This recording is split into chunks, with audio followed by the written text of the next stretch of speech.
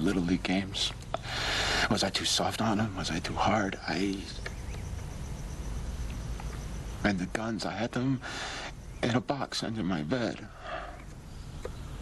Not a good that lock did, huh? I made a lot of mistakes. My son tells me that Ben got teased a lot. Yeah, he tried to talk to me about that. I think I told him to be a man. Toughen up. I guess he did.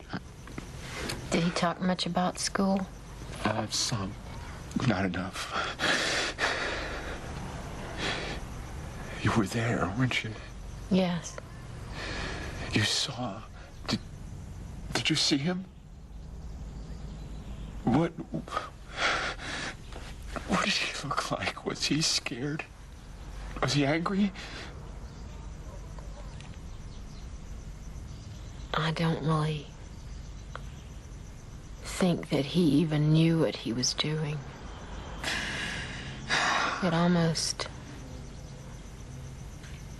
seemed like he was at peace. What?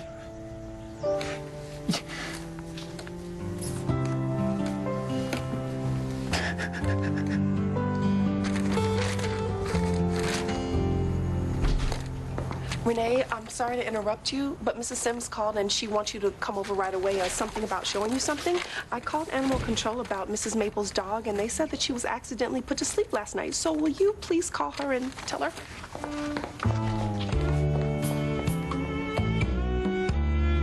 I know what leadership entails, and I ask you to give serious consideration to the issues at hand. Stop.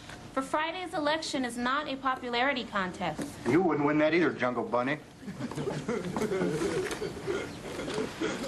It's an opportunity for you to select the person who will best represent you to the faculty and other students.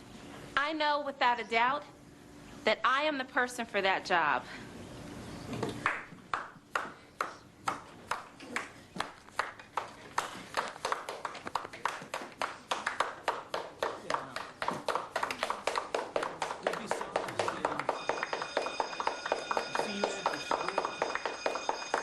You were great. They tried to humiliate me, and I wouldn't let them. I know. And Mr. Noonan wasn't much help, but you had such poise, such dignity.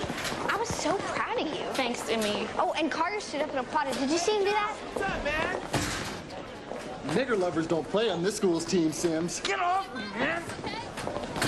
Larry, don't hit him. He's just a friend of my stupid sister's. Gee, thanks.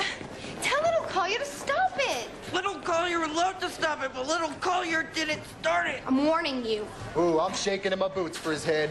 Looks like your girlfriend's here to save your sis white ass. Get out of here. Way to go. Hey, go! Do something, Molly. Stop it, all of you. This is Fillmore High School, an institution of higher learning and sock hops. There shouldn't be any fighting here. Don't say I didn't warn you. Don't. Take this smart ass.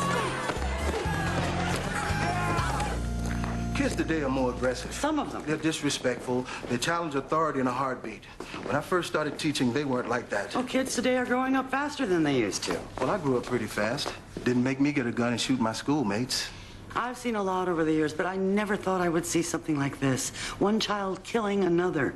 And we do research and studies and tests, and we come up with a lot of theory, but nothing to stop it. I know how to stop it. Metal detectors and random locker searches. This is a learning environment, not a police state. That would only cause more tension. 5 students got shot in these halls. I say it's already tense. How do you feel about Davis coming back to school next week, Mrs. Sims? Worried. Anxious. But then I feel that way every time I put him on the bus or in a car with somebody and pray that some drunk isn't on his way home. Exactly. You can't protect him all the time, but we're supposed to do it 8 hours every day. At least from other children with guns. It's not just the guns.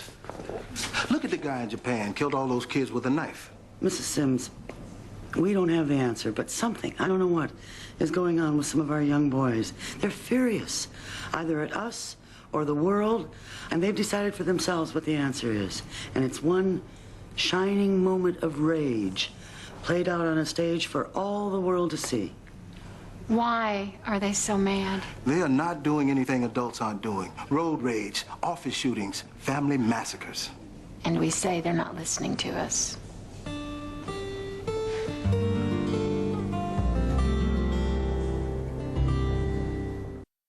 She was devastated. This was her child. Is she gonna sue?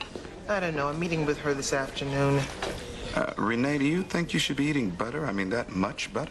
Can we not talk about my health during lunch? Hey, thank you. Brother. Hey, Jeff. What's happening, man? Where's my C-note on the Bama game, Your Honor? Right in my pocket where it's going to stay. Well, hand it over. Now, you realize this could get me kicked off the bench. Not my problem. Oh, excuse me. Renee, this is Jeff Burke, a doctor friend of mine. Jeff, this is Rene Jackson. I bet on the Bruins, too. He hasn't coughed up a nickel.